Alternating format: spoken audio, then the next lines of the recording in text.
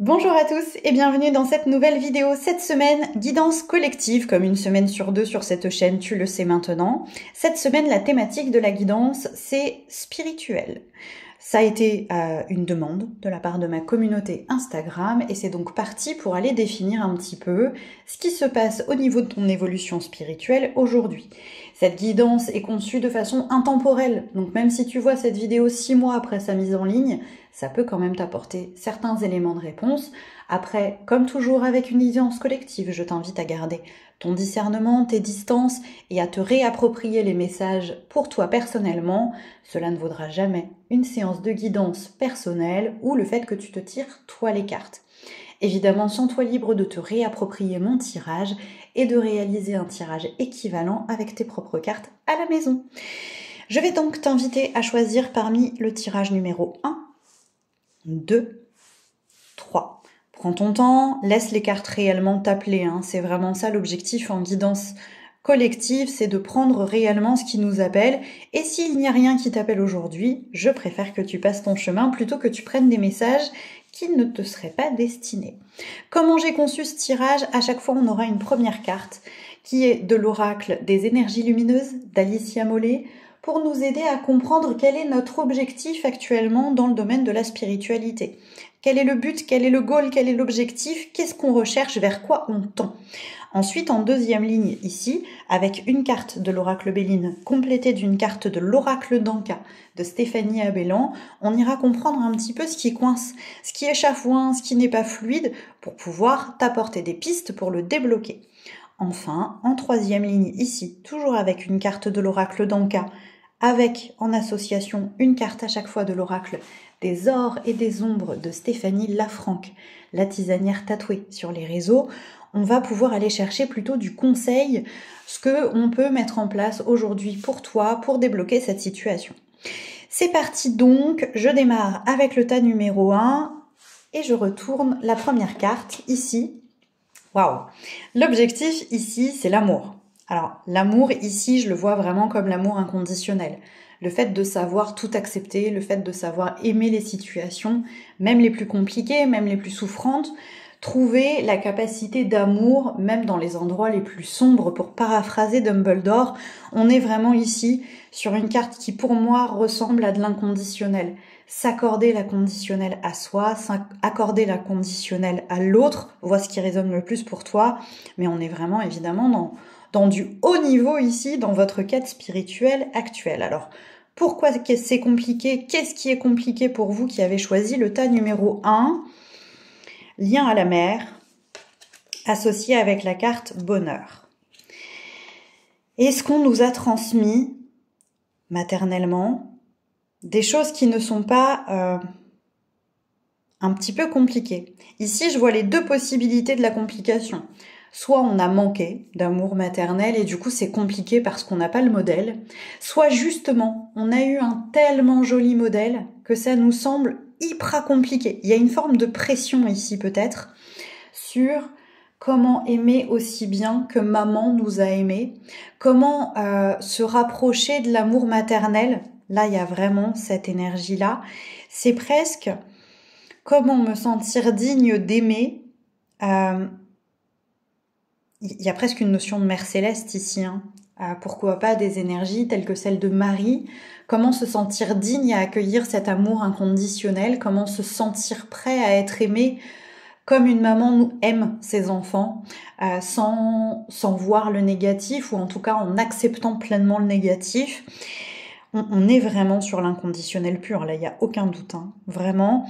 Donc ici, moi j'ai envie de vous proposer un travail avec le lien à votre image et à votre lien avec votre maman, mais aussi le lien avec la terre, puisque souvent, il y a de gros liens entre notre lien à notre maman physique, notre maman terrestre, et la maman divine céleste que peut représenter la planète Terre, Pachamama, ce lien-là à la Terre, qui peut-être apporter certaines clés pour adoucir et rendre cela peut-être plus accessible, parce que là il y a un petit côté, c'est inaccessible cet amour divin, cet amour inconditionnel, cet amour maternel, c'est tellement beau, c'est tellement pur que j'ai peur de pas y arriver. C'est un peu ça que ça me fait penser. Je retourne du coup la troisième ligne pour vous donner des clés. Lune montante, épanouissement à l'envers et le pardon. Donc là, s'il y a des difficultés dans ton lien avec ta propre maman, il y a évidemment une invitation à pardonner pour enfin s'épanouir. Si c'est plus intime, si ça résonne plus comme étant des blocages avec les espaces maternels à l'intérieur de toi et te regarder d'une façon un peu douce et maternante, ça peut être se pardonner soi pour pouvoir se permettre de s'épanouir, ou encore se pardonner soi, de ne pas toujours avoir œuvré pour notre propre épanouissement.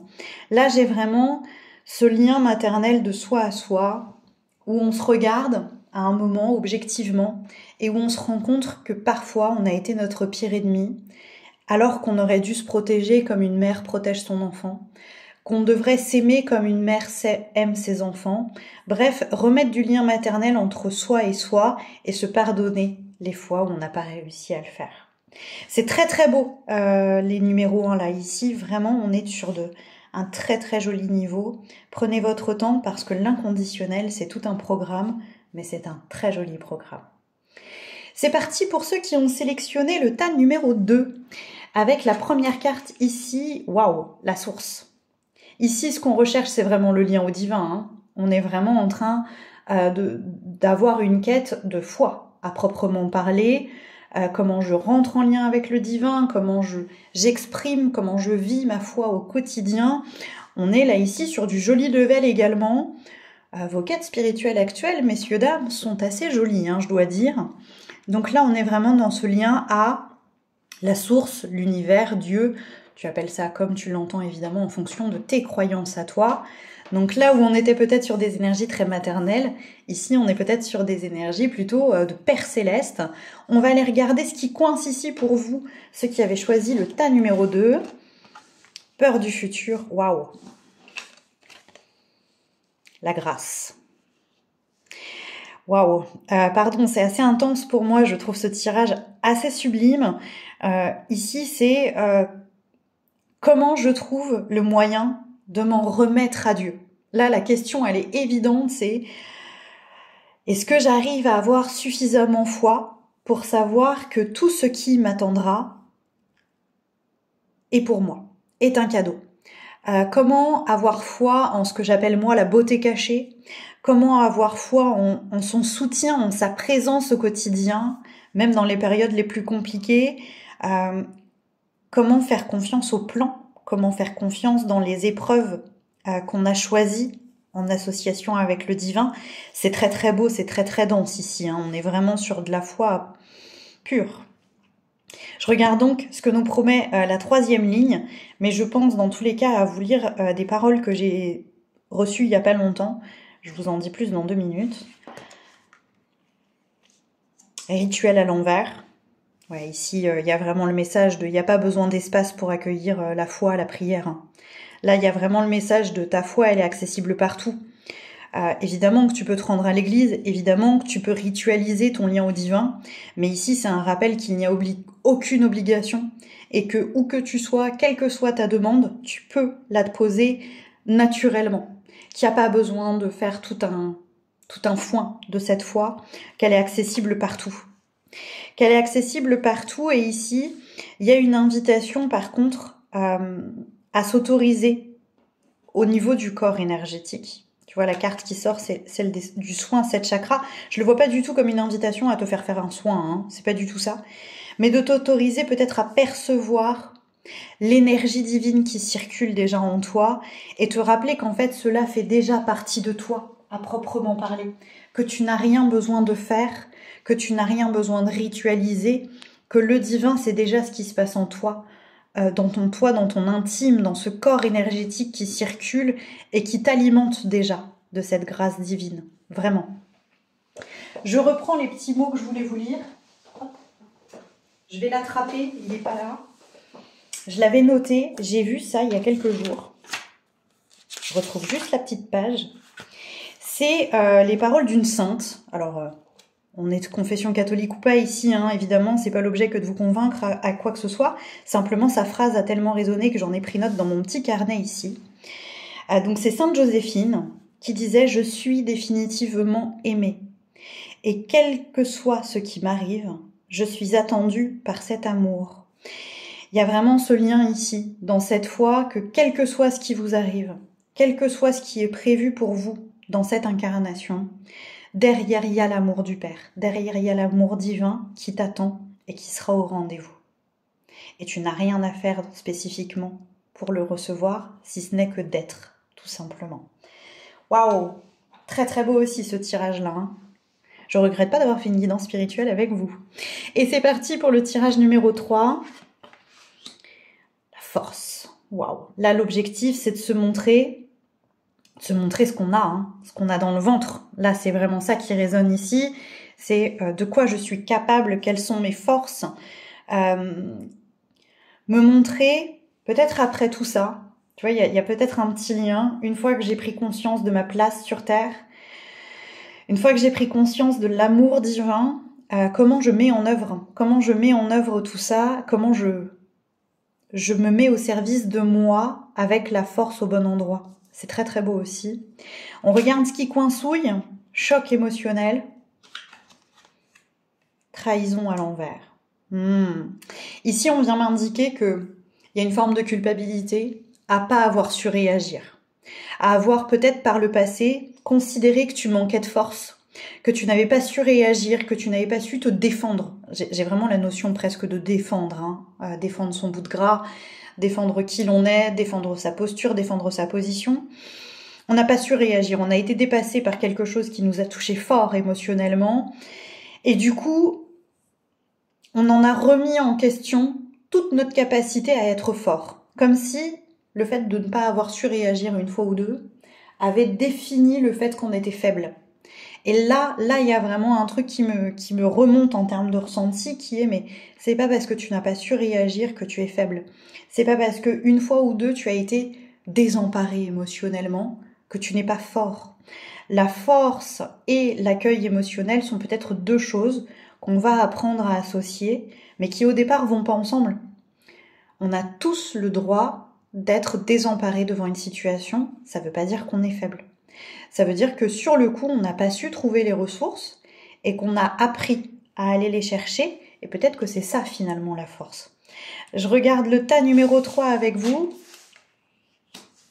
le signe, l'apparence, qui retombe encore une fois à l'envers.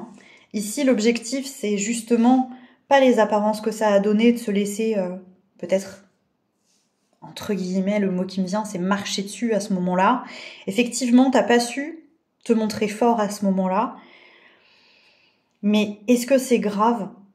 Est-ce que vraiment ce jeu d'apparence, on s'en ficherait pas un peu ? J'ai vraiment ça. Est-ce que t'aurais pas envie aujourd'hui de changer ton regard sur toi et d'aller plutôt compatir sincèrement avec qui tu étais et avec l'émotion forte que tu as reçue, plutôt que te dire tu vois à quel point t'es nul, t'as pas su réagir. Je sais pas si c'est clair quand je le dis comme ça, j'espère que oui. Et là, le petit conseil de l'oracle d'Anka, c'est vraiment de respirer.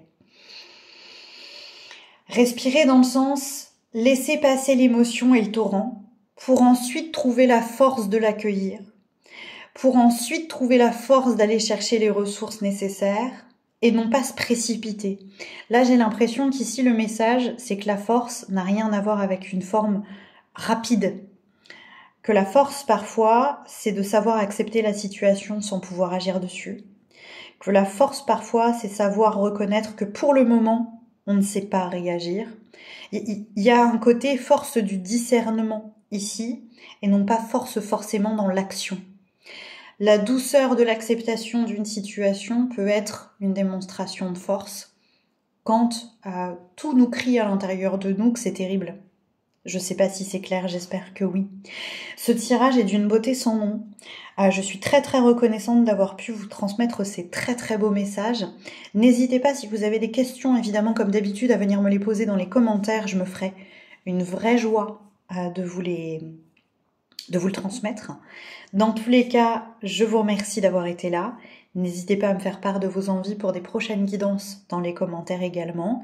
Et si tu as des questions, n'hésite pas à te rendre dans la bio de la chaîne où tu trouveras de plus en plus d'informations sur moi. Ciao ciao les petits chats!